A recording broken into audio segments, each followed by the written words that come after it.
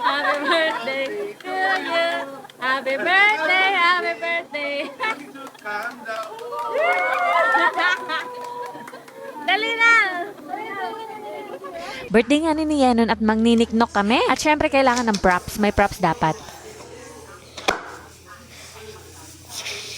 Bakit ganito ang lobo mo, Yenon? Nung ako na ganyan, nagkabiiki ako. At ayun na nga, nagsiset up kami ng video namin kung paano yung flow, tapos ano yung mga gagawin. Wala kasi kaming director, hindi makapag-video ng maayos. At kung mapapansin mo, patay pa yung ilaw at biglang magbukas ng ilaw at nandyan na yung amo namin. Oh my God! Nahuli nga kami sa akto at wala namang problema doon dahil break time naman namin at kakatapos lang namin mag-lunch. At ayan pa nga si auntie, binibidyohan kami, tuwang-tuwa siya. Dito tinanong kami kung sino may birthday. Sabi namin si Yen. Ayan, so kinantahan niya si Yen ng happy birthday na Korean na English na hindi rin namin maintindihan. O sige, kanta lang.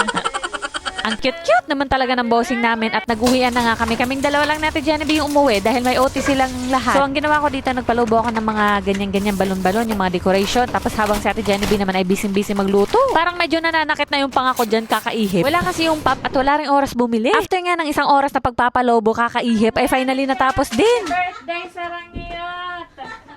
Talagang inayos mo Inayos na lang yan lahat. Talaga? Sabi ko mag-iihip pa ako pag-uwi. Ay, ano na. Okay lang. Ay, Birthday to you. Yay! dapat malaki na yung sandok. Gusto ko rin nga spag.